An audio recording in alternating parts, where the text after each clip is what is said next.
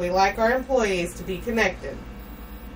Send your resume and letter with link to your uploaded video or photo to jobs@openvape.com. That was jobs@openvape.com. And in comes a flood of I was emails. gonna say, let's see how many applicants now. We're just a little bit left in the article here. So far, Open Vapes reports receiving over 1,100 submissions, Nice. ranging from former military officers to soccer moms, demonstrating varying degrees of absurdity and seriousness, said Mitchum.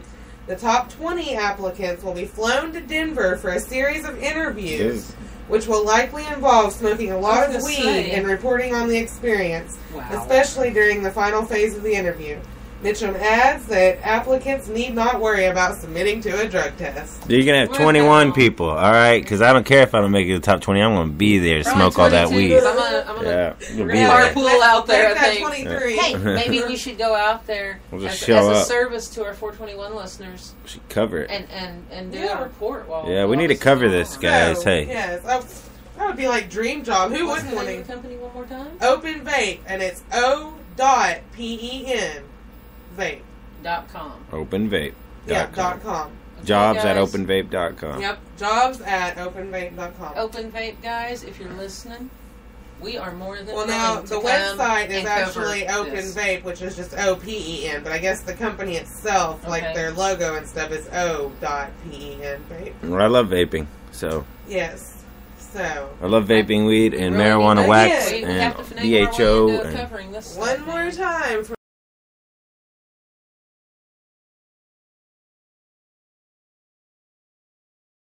jobs@openvape.com. You got that, guys? Surely you got that. Let us know about it. Let us know your experience, guys. Okay, I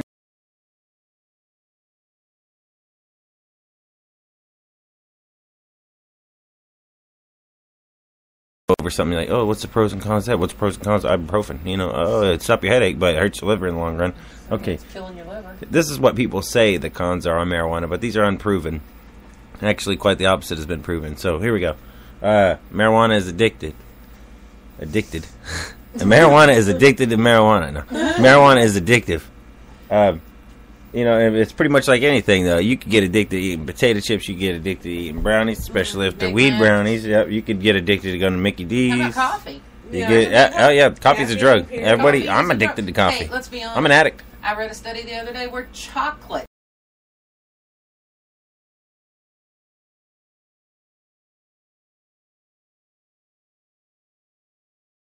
that when you're eating your Easter bunnies.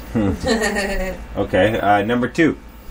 Marijuana is as dangerous as heroin or LSD. That's the problem. The common misconception.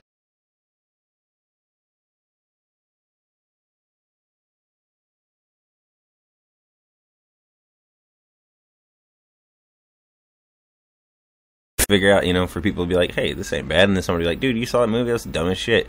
Don't watch that movie. Let's smoke this weed, man. Let's paint or something. That's just a totally asinine statement. As dangerous as heroin and LSD. That's just asinine. Pot is a gateway drug. That's number 3. Pot is a gateway drug that will lead you to more dangerous substances. Stop at green. Stop at green. Stop at green, people. The gateway it's going to lead you to is the gateway to the damn refrigerator. Mm-hmm. Okay, well, and There it I'm is. sorry, but I can debunk that right there. I've been smoking for Many a year. Quite a while. Quite a while, and never once have I even wanted to try anything else. And I haven't Stop at tried green. anything I don't have any crack cravings. No. Marijuana's addictive too. How could you get addicted to crack off marijuana, you know?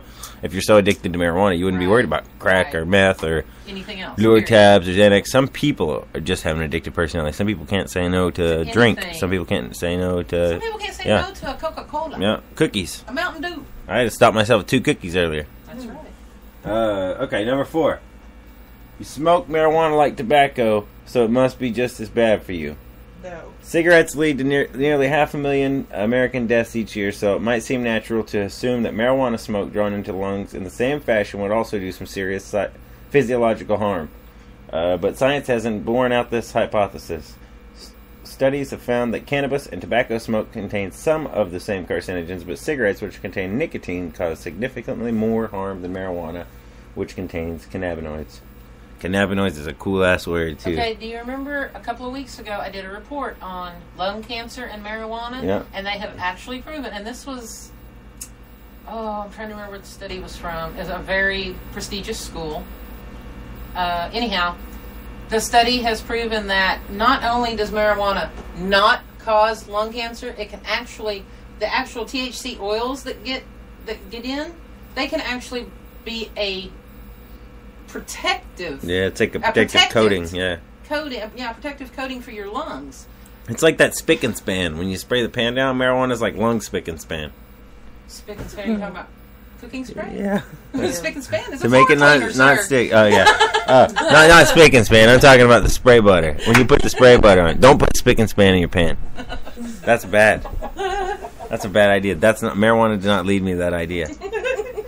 We're going on to number 5. Pot can make you go insane. No, spick and span in your pan can make you go insane. You are wrong.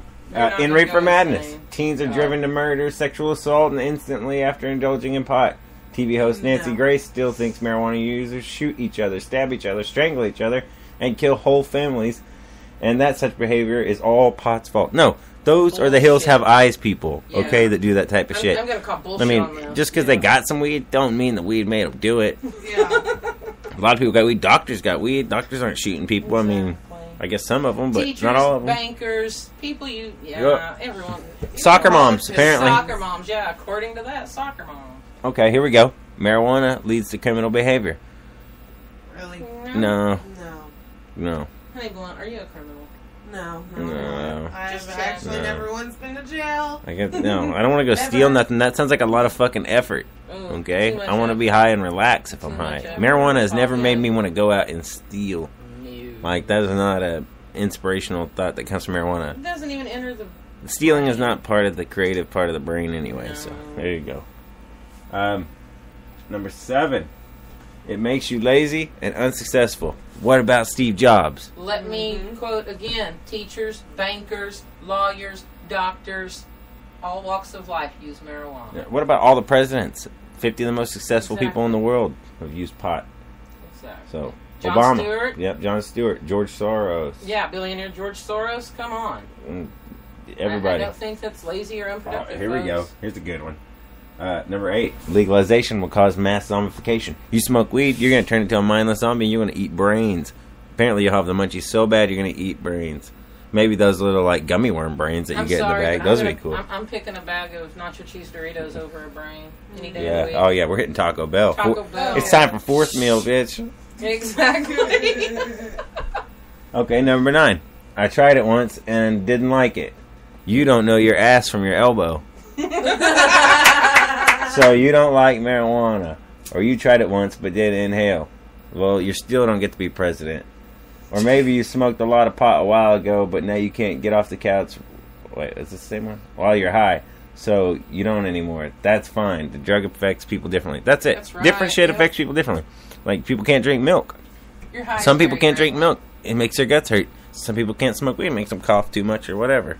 You know, or they just don't like the feeling it gives them. It's just, they don't like that. Yep. Nobody's going to knock them for not smoking it. Just don't knock us for being able to smoke it. Exactly. Right. It's like telling somebody that's good at soccer you don't want them playing soccer because you're not very good at it. It's dangerous. Looks dangerous. You get kicked on the legs by a guy out there. It's a suck-ass attitude. Okay. Yep. People don't even use it at weddings. So obviously, it's more harmful than beer. That is an asshole logic. Weddings? Weddings? Really, that's the best you can come up with? Is one event of marriage? Some people use it at weddings. I just got through reading an article how Colorado is expecting for their, instead of having bars set up at their receptions, they're going to have marijuana bars set up instead of alcohol bars. I talked about a pot bouquet last week. It's going to be a hell of a lot more pleasant wedding, and you don't have to worry about the asshole drunks. Yep. I talked about Not that I'm against it, guys. Don't go there. I talked about a pot bouquet last week, and I mean, it was like you go to the pot prom or the pot wedding, both with that thing. That's like definitely perfect. Lady who carried a big, beautiful pot leaf in her bouquet as she walked down the aisle. No. So, you know, more power. No. Kudos. It's the perfect plant. Okay. It says, this is number 11. This is ridiculous. But you don't care about the children. What about the women and children? Give the kids food and stuff. I mean, come on. It's not going to stop you from feeding your children. Yeah. Hey, the lying that people put out about marijuana causes more damn harm than good. Oh, they're talking about, like, the kids have to mule marijuana. Kids don't mule marijuana. Oh, No kid can stuff a brick up his ass. I mean, you know, you're not going to... That's not enough. For, like, cocaine and methamphetamine and all that little rocked up stuff that's worth a lot per particle or whatever. I don't even know. I mean, I don't think adolescents should be using marijuana, No. but that I don't think that ought to be Kids right shouldn't get it either. So, Well, we just heard about Eric Holder a couple of weeks ago. So right, and that's how it should be. Exactly. Yeah. It's not like wouldn't expect it to be any different. it's not like we expect weed to just be growing in the White House front yard or just Right. growing everywhere on the streets and everybody The be able to toddler like can reach stuff up it and- down anybody's yeah. throat and nobody be able to say Uh-uh. anything about it. That's not what potheads are No. going for. It's not marijuana advocates are going for. No, not at all. That was number 11, even though it was horrible. Okay, next story. Okay, I've got one here. This is courtesy of hightimes.com. Inside Obama's clemency plan for drug prisoners. In a surprise move last week, the White House requested defense attorneys to submit the names of inmates convicted of low-level drug crimes as possible candidates for presidential clemency. On Thursday, Deputy Attorney General James Cole told an eloquence of lawyers at the New York State Bar Association that the Justice Department wanted to send more names to the president for consideration. There are more low-level, nonviolent drug offenders who remain in prison and who would likely have received a substantially lower sentence if convicted of precisely the same offenses today, Mr. Cole observed in his remarks. We need to identify these individuals and get well-prepared petitions into the Department of Justice. This announcement comes on the heels of President Obama's directive last month to commute the sentences of 8 people serving long sentences for crack cocaine cases. Damn. Yeah, he's going to commute the sentences of 8 people For crack. for crack. In 2010, Congress passed the Fair Sentencing Act that eliminated the sentencing disparities between powdered crack and cocaine, but left approximately 8,000 people behind bars for crimes that no longer carried long prison terms. I like it that it says powered crack, Yeah. too. Like, it's high-powered crack. The current Cole announcement is seen as continuing the administration's efforts to get low-level drug offenders out of prison, but it remains to be seen if presidential clemency will extend to cannabis. Now, you're going to let crack cocaine users out, 8 of them, We're going to let the crack zombies out. but the dude that's in there for having a little bit of weed, it's not even looking like he's going to get a chance at this point. That's Yeah, crazy. that's What'd they do? What bullshit. did they either? Okay, what did the 8 crackheads do to get out that they deserved to get out for, or they made a deal Exactly, for? yeah. Exactly. Or Yeah. what are they doing to those 8 crackheads before they release them? Yeah. Are they going to be like patient zeros or Listen something? to We're going to this- set them on that Listen and to this statement. infect them with their meth zombies? Right. Despite a well-known national shift towards marijuana legalization, approximately 60,000 to 100,000 U.S. citizens remain incarcerated exclusively for cannabis. That's crazy. That is ridiculous. These are non-violent crimes. Right now, last year, attorneys for High Times, with help from Beth Curtis of LifeForPot.com, filed a petition for executive clemency on behalf of 5 federal pot prisoners serving life without parole for non-violent Jesus. marijuana offenses, and to date has not received a response. Did that a year ago and have not received a response. That's crazy. Following Cole's announcement last week, High Times counsel Michael Kennedy and David Holland refiled those petitions for immediate considerations.